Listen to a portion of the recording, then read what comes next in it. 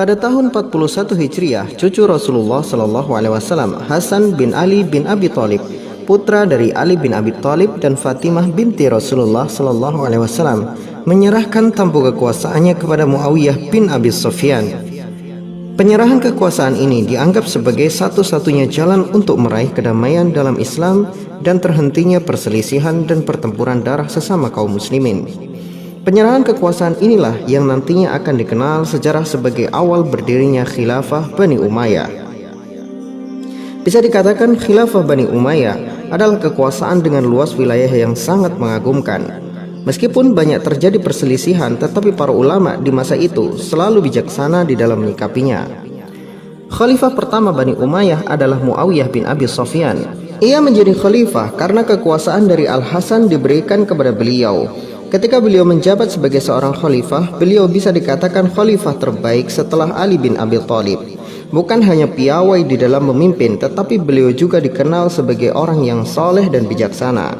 Anda tidak boleh mencela Muawiyah karena sejarah yang ditulis oleh orang-orang yang berpihak kepada Syiah. Hampir buku-buku sejarah di Indonesia mencela Muawiyah dan putranya Yazid bin Muawiyah.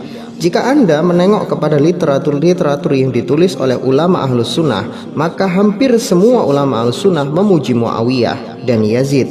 Tetapi jika Anda menelisik kepada orang-orang Syiah, maka di mata mereka Muawiyah dan Yazid itu adalah dua setan yang mengambil kekuasaan dari keturunan Rasulullah. Jadi silahkan dipilih kemana Anda berpihak. Jasa Muawiyah yang paling fenomenal di dalam sejarah Islam adalah dibentuknya armada laut Islam pertama di dunia Islam. Awalnya Muawiyah telah melihat celah kelemahan pasukan Islam yang selalu kewalahan menghadapi pasukan laut dari pasukan Romawi Timur. Celah ini sangat menguntungkan bagi musuh-musuh yang memiliki armada laut yang lengkap. Namun ketika itu Khalifah Umar masih menjabat khalifah, tidak menyetujui pembangunan armada laut karena orang-orang Arab tidak terbiasa dengan laut. Ketika masa Khalifah Utsman bin Affan, barulah proposal Muawiyah mendirikan armada laut mendapatkan ACC secara penuh. Ketika pecah pertempuran Dzatus Shawari, pertempuran laut pertama bagi umat Islam, pada saat itulah di mana militer Islam benar-benar menjadi momok yang menakutkan bagi musuh-musuh Islam. Di darat, pasukan Islam adalah kucing yang selalu mengalahkan singa. Di laut, armada Islam bagai hiu yang bisa memangsa paus. Kehebatan pasukan Islam yang menguasai daratan dan lautan dibuktikan dengan kehebatan pasukan yang dibawa oleh Tariq bin Ziyad untuk menginjakkan kaki mereka pertama kali di benua Eropa. Pasukan yang dibawa oleh Tariq bin Ziyad adalah pasukan terbaik yang mampu bertempur di laut dan di darat. Pasukan ini pula yang pada akhirnya berhasil menaklukkan kerajaan Visigot yang berkuasa di Andalusia saat itu. Bukan hanya menjinakkan kerajaan zalim itu saja, penduduk Andalusia pun diberikan kemerdekaan yang belum pernah mereka rasakan sebelumnya. Pasukan Islam dengan membawa misi perdamaian dan kesetaraan manusia.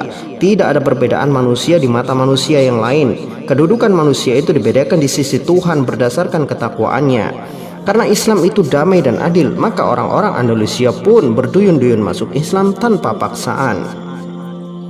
Ketika Khalifah Muawiyah wafat, beliau digantikan oleh putranya Yazid bin Muawiyah.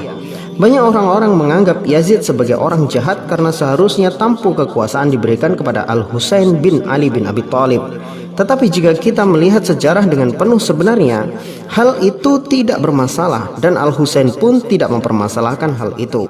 Orang-orang yang membenci Muawiyah dan Yazid pasti akan menuduh bahwa dalam pembunuhan Al-Husain di padang Karbala adalah Yazid bin Muawiyah. Padahal tidak pernah ada fakta membuktikan hal itu.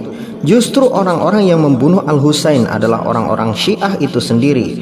Tokoh paling bertanggung jawab atas gugurnya Al-Husain dan banyak ahli bait Rasulullah di Karbala adalah Ubaidillah bin Ziyad. Dialah konspirator utama pembunuhan Al-Husain dan dia bersama beberapa orang yang mengikutinya adalah orang-orang yang berpaham Syiah yang dulu mendukung Ali bin Abi Thalib di dalam perang Siffin. Makanya orang-orang Syiah ketika hari kematian Al-Husain, mereka menyiksa diri mereka dengan berbagai macam pukulan hingga berdarah-darah. Hal itu karena tradisi yang dibuat oleh Jaish at-Tawwabin, yaitu pasukan yang bertaubat. Karena mereka menyesal membunuh Husain dan berusaha menebus dosa mereka dengan menyiksa diri mereka sendiri. Bisa dikatakan mereka itulah orang-orang sesat yang menebus dosa mereka dengan kesesatan. Hum dhallu wa adallu. Namun yang mengherankan justru banyak sekali penulis-penulis sejarah yang malah menyalahkan Yazid bin Muawiyah. Pada hakikatnya mereka itu bukan ahli sejarah tetapi ahli fitnah, menuduh Yazid membunuh Husain padahal saat kejadian Yazid pun tidak ada di Karbala. Pada dasarnya kekacauan sejarah itu pelakunya adalah Syiah, tetapi Ahlus Sunnah selalu jadi kambing hitam. Seperti kisah perang Jamal dan perang Siffin, tidak lepas dari arogansi Syiah dan Khawarij, karena dua pihak itulah saat itu yang mempunyai nafsu besar untuk golongan mereka masing-masing. Bahkan saking berbahayanya Syiah ini, Khalifah Ali bin Abi Thalib pernah membakar hidup-hidup orang Syiah yang memuja Ali sebagai Tuhan. Na'udzubillah tsumma na'udzubillah. Pada masa Yazid bin Muawiyah ini benar-benar terjadi banyak kekacauan. Selain terbunuhnya Al-Husain, penduduk Madinah tiba-tiba membatalkan baiat mereka kepada Yazid dan mengusir orang-orangnya Yazid dari Madinah. Maka Yazid pun mengultimatum penduduk Madinah untuk kembali kepada ketaatannya dan diberi waktu selama 3 hari. Jika mereka menolak, maka pasukan Yazid akan memasuki Madinah dengan pedang. Namun sampai pada waktu yang ditentukan, penduduk Madinah tidak mengindahkan ultimatum Yazid. Maka pasukan yang diutus Yazid pun memasuki Madinah dengan pedang dan peperangan. Namun pasukan ini justru tidak mengikuti perintah Yazid dengan benar. Tujuan Yazid mengirim pasukan hanya agar penduduk Madinah tunduk dan kembali kepadanya. Tetapi pasukan ini justru membantai penduduk Madinah dan mengambil kehormatan wanita-wanita Madinah. Sehingganya Madinah benar-benar berdarah pada saat itu. Pada saat kekacauan itu terjadi, Yazid bin Muawiyah meninggal dunia.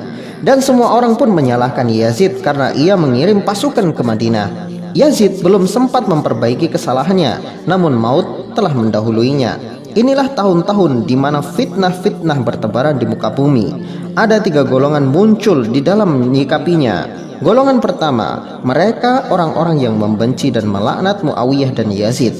Kemudian golongan yang kedua, orang-orang yang tetap fanatik kepada Muawiyah dan Yazid apapun kejadiannya. Dan golongan ketiga adalah orang-orang yang berusaha menemukan benang merah dari kekacauan itu.